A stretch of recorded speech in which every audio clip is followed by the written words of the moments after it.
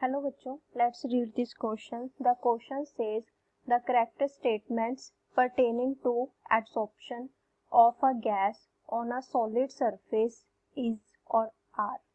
Option A, adsorption is always exothermic. Option B, physisorption may transform into chemisorption at high temperature. Option C, physisorption increases with increasing temperature but chemisorption decreases with increasing temperature. Option D, chemisorption is more exothermic than physisorption, however it is very slow due to higher energy of activation. तो इस question का जो हमारा की concept है वो क्या आ जाएगा, adsorption.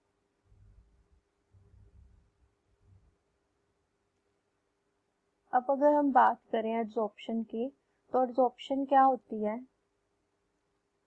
Adsorption is a process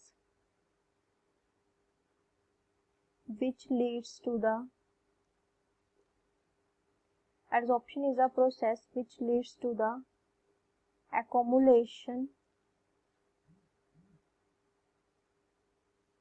of gas from the bulk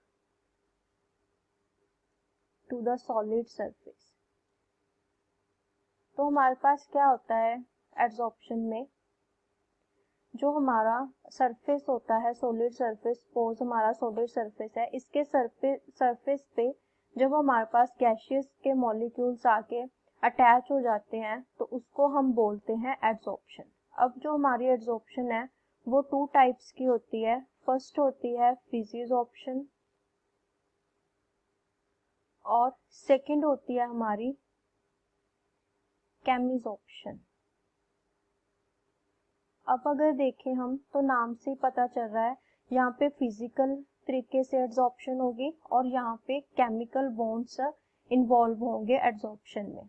अब हमें कुछ स्टेटमेंट्स दी गई हैं, उनमें से हमने फाइंड करना है कि कौन सी स्टेटमेंट करेक्ट है। क्योंकि इस स्टेटमेंट हमारे पास इज और आर है तो इसमें एक से ज़्यादा स्टेटमेंट्स करेक्ट हो सकती हैं। सबसे पहले हम बात करेंगे option A, adsorption is always exothermic. तो हमारे पास ऑप्शन ए है एडसॉर्प्शन इज ऑलवेज एक्सोथर्मिक। अगर हम बात करें डेल्टा एच की, डेल्टा एच क्या होता है हमारा, जो एनर्जी इवॉल्व होती है ड्यूरिंग द रिएक्शन, तो ये हमारी नेगेटिव होती है फॉर द एडसॉर्प्शन। जो हमारी डेल्टा एच है वो एडसॉर्प्शन के लिए नेगेटिव होती है। सो डेल्टा एच अगर हमारी नेगेटिव हो तो इसका मतलब जो रिएक्शन है हमारी या जो भी प्रोसेस है वो क्या होगा, एक्सोथर्मिक।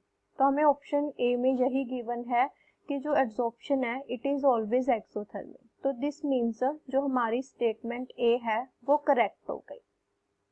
नेक्स्ट अगर हम बात करें ऑप्शन बी, फिजिसॉर्प्शन में transform into chemisorption at high temperatures. तो हमारे पास जो इसने बोला है कि फिजिसॉर्प्शन है वो हायर टेम्परेचर्स पे किसमें ट्रांसफॉर्म हो जाती है, केमिसॉर्प्शन में।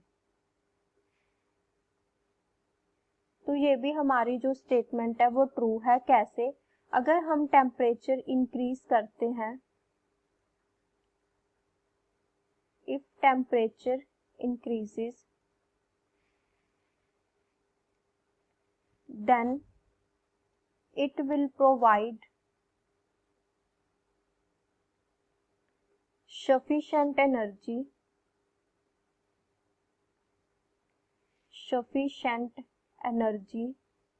for chemical reaction to takes place। अगर हमारा टेम्परेचर इंक्रीज होता है तो रिएक्शन के पास एक सफिशिएंट एनर्जी आ जाती है रिएक्शन को फर्दर प्रोसीड करवाने के लिए। इसीलिए जो हमारी फिजिसॉर्प्शन है वो किस में कन्वर्ट हो जाती है, केमिसॉर्प्शन में।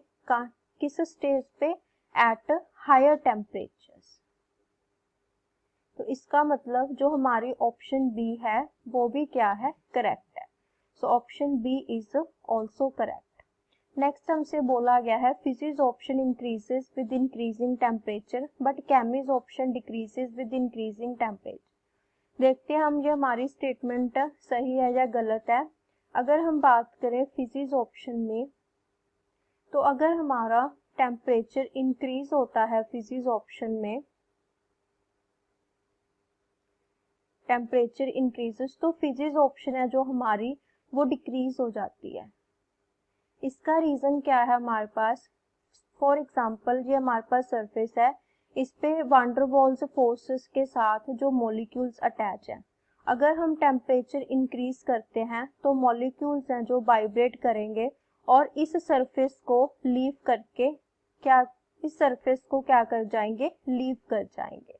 तो इसका मतलब जो मॉलिक्यूल अटैच थे वो अभी सरफेस को लीव कर गए, तो दैट मीन्स जो हमारी फिजिक्स ऑप्शन है वो डिक्रीज होगी। लेकिन अगर हम बात करें केमिज ऑप्शन की, तो केमिज ऑप्शन में हमारे पास क्या होता है, अगर टेम्परेचर इंक्रीज होता है, तो अभी हमने ऊपर भी यही देखा कि अगर हमारा टेम्परेचर इंक्रीज होता है then it will provide sufficient energy to break the bonds, sufficient energy to break the bonds.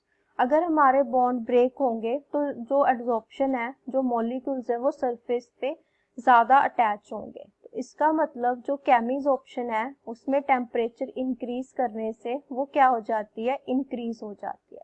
लेकिन जो हमारी स्टेटमेंट है वो हमारी इनकरेक्ट है। इसने बोला है फिजिक्स ऑप्शन इंक्रीज होती है बट केमिज ऑप्शन डिक्रीज होती है, तो जो हमारी ऑप्शन सी है वो इनकरेक्ट होगी। नेक्स्ट अगर हम बात करें ऑप्शन डी की, chemisorption is more exothermic than physisorption, however it is very slow due to higher energy of activation.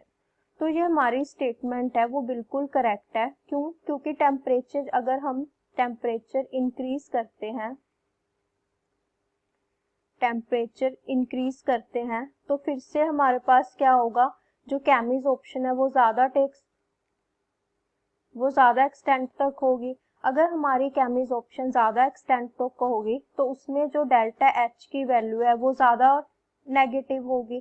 तो हमारे पास हमें यही गिवन है ऑप्शन डी में कि अगर हमारी केमिज ऑप्शन है वो ज़्यादा एक्सोथर्मिक होती है फिजिक्स ऑप्शन में, लेकिन स्लो होती है due to higher energy of activation.